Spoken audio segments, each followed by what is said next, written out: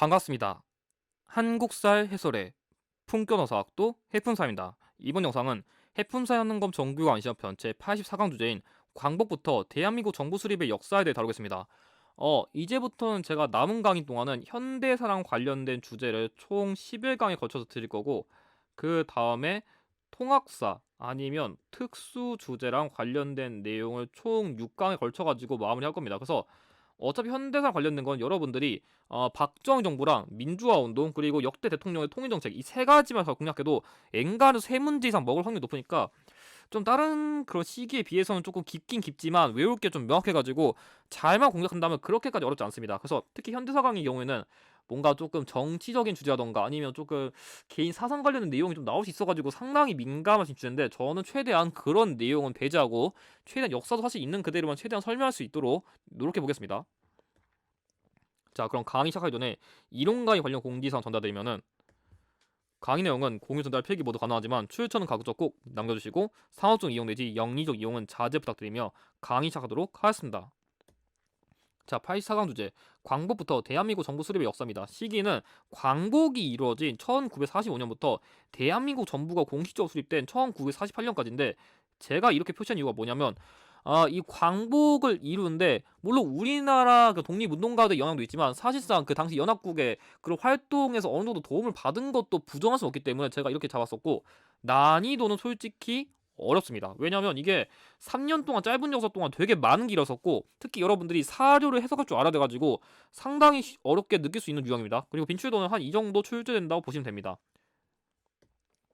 자, 그럼 학습 전략 제시했습니다. 첫 번째, 광복부터 대한민국 정부 수립의 흐름을 파악할 줄 알아야 된다. 그래서 일단 이게 기본인데 심화편 여기 플러스로 여기 관련된 사료까지 해석할 줄 알아야 돼가지고 이것 때문에 난이도가 높다고 하는 겁니다.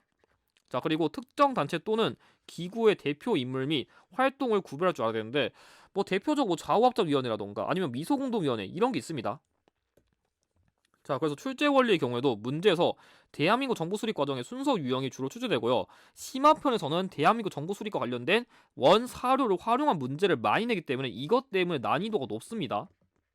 자, 그리고 특정 단체 또는 기구의 경우에는 단독 유형으로도 출제될 수 있는데, 이건 제가 그 키워드 알려드릴 거니까 그거 중심으로 잘 따라오시면 문제 풀이하는 데는 크게 무리가 없을 겁니다. 자, 그럼 먼저 핵심 키워드에 광복 이전의 국제적 상황 및 독립운동가들 활동도 다룰 건데, 사실 우리나라 광복은 물론 독립운동가들 열심히 활동한 것도 결과 있었지만 사실 그 당시 국제적으로 좀 연합국의 도움을 받았다는 것도 무시할 수 없거든요. 그래가지고 일단 그 흐름을 보면은 제가 지난 강의 때 설명드렸었던 이 2차 세계대전의 흐름을 보면은, 제가 이거 1939년부터 45년이었습니다. 37년 저번에 잘못 말했었는데 39년부터고, 아무튼 간에 이때는 뭐 미국, 프랑스, 영국 등을 대표로 하는 연합국과 독일, 이탈리아, 일본을 대표로 하는 추축국의 이런 대립이 있었는데, 당시 연합국의 경우는 이 추축국을 좀 이긴 다음에 그 당시 식민지도 국가들 어떻게 좀 처리할지 논의했었는데, 그래서 대표적으로 카이로 회담에서는 이 미국, 영국, 중국의 정상들이 모여가지고 한국의 독립을 최초로 약속했다는 그런 의의가 있어요. 그래서 여러분들은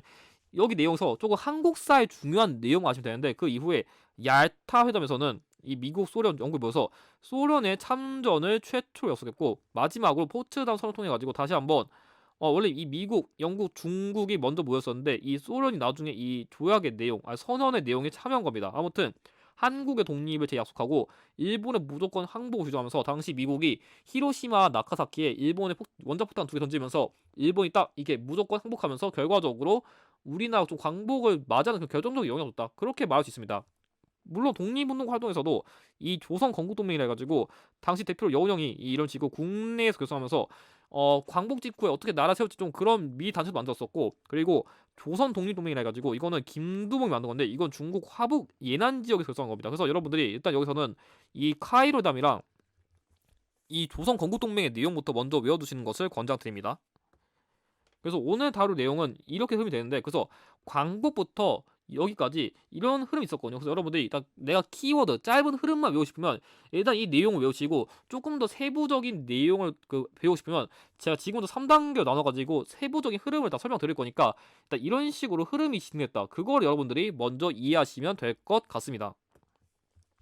자, 그럼 먼저 1945년에 우리나라가 드디어 일제로부터 해방되고 광복을 맞이했어요. 그래서 우리 신나니까 룰루라면서 이제 우리나라만의 나라를 만들겠다면서 이 조선건국준비위원회랑 결성해가지고 당시에 이런 식으로 대표 인물로 여운형이랑 안재홍님이 이런 단체 만들어서 인민위원회, 그러니까 뭐 입법, 행정, 사법 이런 것처럼 국가를 운영하기에 필요한 가장 기초가 되는 그런 단체, 기구 같은 거를 만들었다는 거고, 그리고 이런 식으로 치안대, 지금으로 치면 경찰 같은 거 그런 걸 만들어 가지고 나름대로 국가를 운영하기 위한 기초를 만들고 이 조선인민공화국을 선포한 다음에 해산됐는데 미군정을 이걸 인정하지 않았어요. 왜냐하면 당시 한반도에서는 당시 미군정에는 남한이 진입하고 반대로 여기 소련이 진입해가지고 이런 식으로 당시 한반도가 이 38도 선을 기준으로 광복한 지 얼마 안 된 다음에 바로 분단되는 결과를 가져왔는데, 왜냐면 당시 소련의 경우에는 조금 사회주의 성향이 있었고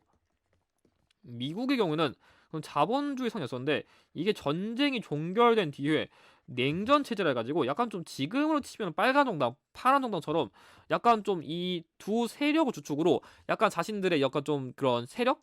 입장? 약간 좀 정치 체제 같은 거를 확장시키기 위해 가지고 나름대로 소련이랑 미국이 땅 따먹겠었는데 이 소련이 먼저 이렇게 들어가지고 미국도 급하게 이렇게 남아 들어온 거예요. 그래서 이렇게 급하게 딱 절반 이렇게 뭔가 케이크처럼 나눠지면서 우리나라 결과적으로 이 직후에 이렇게 분단이 되는 흐름이 있었습니다. 그 다음에 이 모스크바 삼상회의에서는 앞서 말한 그 여러 가지 국제 회담 결과로 이 한국이 어쨌든 간에 일본이 식민지였으니까 이 국가를 이제 전후 처리 이제 어떻게 할까 논의하기 위해 가지고 당시에 미국, 소련, 영국 등이 참여해 가지고 논의한 내용이 뭐냐면 최고 5년간 신탁 통치를 규정한다. 이게 제일 중요한데 이게 뭐냐면 신탁 통치란 거는 이 한국이 스스로 자립하여서 안정적으로 정치 운영할 때까지 임시로 강대국이 대신 통치해준다. 그런 맥락이에요. 그래서 그걸 조금 더 세부적으로 논의하기 위해 가지고 당시에는 원래 미국, 중국, 영국, 소련이 공동위원회 만들어서 좀 세부적인 논의하자였었는데 결과적으로 이 미국과 소련만 결국 참여하게 됩니다. 그래서 사실 이런 흐름을 인해 가지고 처음엔 다 반대했어요. 왜?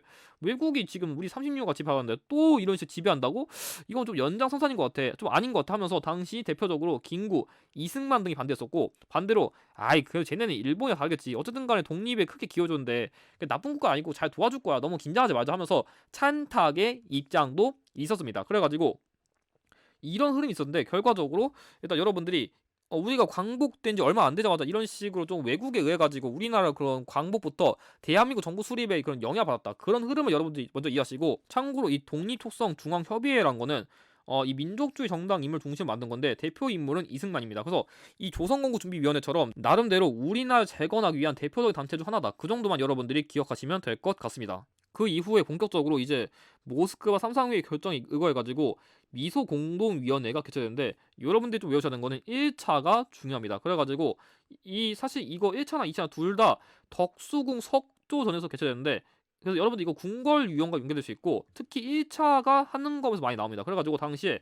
논의한 거는 임시 민주정부 수립을 위한 참여단체의 범위를 놓고 대입했는데, 당시 이 문제점이 뭐냐면 소련은 모스크바 삼상회의 결정을 지지한 단체만 받아주고 반대로 미국은 모스크바 결정 지지 단체 외에도 야 좀 더 포괄적 받아주자 하면서 반착 단체까지 받아주다 보니까 이로 인해 가지고 둘이 대화가 더럽게 안 통해 가지고 결과적으로 이 미소공동위원회가 무기한 휴회되니까 당시에 이 이승만 대표를 해가지고 정읍 발언이라 가지고 야 쟤네 그 지금 얘기하는 거 언제까지 기다릴 거야? 저러다 지금 우리 광복 지금 한지 얼마 지났는데 지금 이러다 정부 못 세우겠어 하면서 야 쟤네 기다릴 바에는 빨리 남한만이라도 단독 정부를 수립하는 게 좋지 않을까, 이런 얘기 나오니까 단독 정부 수립 안 돼 하면서 좌와적 위원회 만들어가지고 좀 중도 좌파 중도 우파 인물들 중에서 대표적으로 여운형 선생님이랑 김규희 선생님이 참여했었는데 약간 여운형 선생님이 좀 중도 우파고 김규희 선생님이 중도 좌파인데 뭐 이런 거 몰라도 되고, 아무튼 간에 이런 식으로 좌우합작으로 민주주의 임시정부 수립, 그리고 토지 개혁 후에는 농민에게 무상 분배, 그리고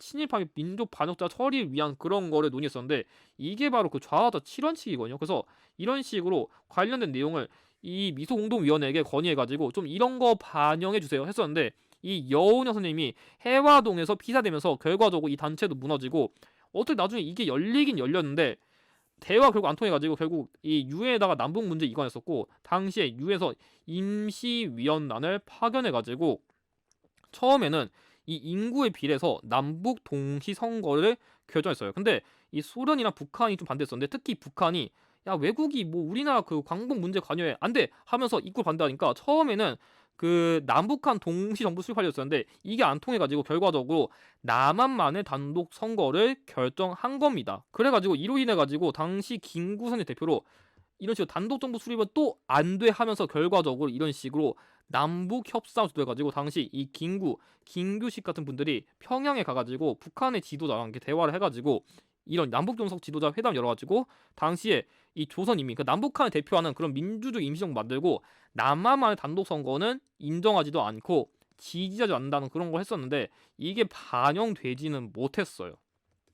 그래가지고 결과적으로 우리나라의 최초의 보통 선거인 이 50 총선거가 열렸고 그로 인해 가지고 결과적으로 대한민국 정부가 수립된 겁니다. 참고로 이 제주 4.3 사건이랑 여수 순천 19 사건은 제가 다음 강의 때 설명드릴 건데 지금 여러분들이 알아두시면 좋은 건 뭐냐면 이 제주 4.3 사건은 그 선거 직전에 남한만의 단독 정부 수립을 반대하면서 발생한 사건이다. 그 정도만 여러분들이 이해하시면 될 것 같습니다. 자, 그럼 고난도 위험 및 함정 대비. 이거는 현재까지 기출 언급된 초대 장관급 인물들인데 이거는 지금까지 기출 나온 적이 있어가지고 여러분들이 외우실 거면 외우시고 근데 이거는 솔직히 제가 보기에는 거의 만점용에 가까운 키워드다 보니까 외우실 거 외우시고 솔직히 안 외우셔도 1급 따는데 무리 없으니까 그냥 참고용으로 보세요. 근데 대표 인물로 김병로 초대 대법원장 그리고 이범석 초대 국무총리 겸 국방부 장관 그리고 조봉암은 농림부 장관인데 그 이승만 정부 시기를 고려한다면 이 인물이 가장 중요하니까 이 인물을 여러분들이 가장 먼저 외우시는 것을 권장드립니다. 자, 그럼 관련 기출 한번 풀이해보겠습니다. 먼저 왼쪽 문제. 가해 사료. 남북을 통한 좌합작으로 민주주의 임시정부 수립 그리고 합작위원회에서 입법기구의 제안. 그래가지고 이런 식으로 합작, 좌합작 이런 맥락 나오면 제가 좌우합작 7원칙이라 했습니다. 자, 여기 공동위원회 제안은 최고 5년 기한의 4개국 신탁통치. 자, 신탁통치 언급됐고 여기 공동위원회. 그래서 원래는 이게 미국, 영국, 소련, 중국 4국 정부가 몰려 있었는데 얘네가 빠져버려가지고 미소 공동위원회 열린 거예요. 아무튼 간에 이 신탁 통치가 언급되는 거는 모스크바 3상 회의입니다. 자, 밑에 거. 자, 다 조선 인민의 각층 각계 대표하는 민주주의 임시정부 수립하고 남조선의 단독 선거 결과를 결코 인정하지 않는다. 이런 맥락 나오면 제가 남북 협상이었습니다. 그래서 흐름은 이게 거의 초반이고요. 그 다음에 이 모스크 3상 회의 다음에 그 미소 공동위원회 열리고 이게 대화 안 통하니까 정읍 발언 나오고 정읍 발언 뒤에 좌우적 위원 활동했었고 얘네도 안 통하니까 2차 미소 공동위원회 열렸는데 또 안 통해가지고 유엔에 넘기고 유엔에서 단독 정부 수립을 주자니까 안 돼 하면서 이렇게 흐름이 간다 했습니다. 그래서 정답은 3번입니다. 자, 우측 문제. 여기 단독 정부 세우는데 협력하지 않겠고 뭐 38도선 배고 쓰러진다 이런 맥락 나오면 제가 김구 선생님의 3천만 동포 웃고라 했습니다. 그래서 여러분들이 이런 문제는 조금 사료의 맥락을 조금 읽으시는 걸 훈련하지 않으면 문제 못 풉니다. 좀 어려운 유형이에요. 그래서 자, 이거 밑에 거. 대한 독립민주국임을 세계 공포하고 그리고 이 국회에서 탄생하는 민국 정부는 완전히 한국 전체를 대표한 중앙정부임을 이해 또한 공포. 그래서 이거는 맥락이 사실상 우리나라의 정부가 공식적으로 수립되고 국회에도 만들어진다. 그래서 사실상 이때부터 정부가 공식적으로 수립됐다. 그래서 마지막인데 사실 이 3천만 동포 옥고랑 정부 수립 사이면은 50 총선거나 그 전에 남북 협상 이런 게 정답으로 나올 확률이 높습니다. 1번 우리나라 최초의 보통 선거인 50 총선거 이게 정답이네요. 정답 1번이고 2번 남한만의 단독 정부 수립을 주장한 정읍 발언. 자, 이거는 좀 이전이죠. 제가 이 정읍 발언 이후에 좌우자 이렇게 했었고 그 다음에 유엔에게 문제 맡기고 그 다음에 단독 정부 수립 나오니까 이렇게 김구선님이 안 돼 한다 했습니다. 3번 여운형 중심이 되어 조선건국준비위원회. 자, 이건 너무 광복 직후니까 이전이고요. 자, 4번 좌우자 위원회가 결성되어 좌우자 7원칙. 자, 그래서 좌우자 7원칙 유엔 임시위원단 그리고 단독 정부 수립 결정되니까 김구선님이 안 된다 했습니다. 이전이라 안 맞고 5번 민족주의 정당을 중심으로 독립톡성 중앙협의회. 이것도 광복 직후니까 안 맞습니다. 정답 1번입니다. 그래서 이 유형 같은 경우 이런 식으로 시기형 문제로 나올 확률이 높고 사료를 해석할 줄 알아야 되기 때문에 많이 어렵기 때문에 여러분들이 좀 그런 점을 주의하시길 바랍니다. 그럼 이것으로 84강 강의를 마치도록 하겠습니다. 이번 강의에서 활용된 자료 추천 다음과 같고 이번 강의에서 활용된 기출의 추천 다음과 같습니다. 그럼 강의 보시는 수고하셨고 다음 85강에서는 제주 4.3 사건 및 재헌국회 활동에 대해 다루겠습니다. 영상의 내용이 도움이 되셨다면 좋아요와 구독을 부탁드립니다. 감사합니다.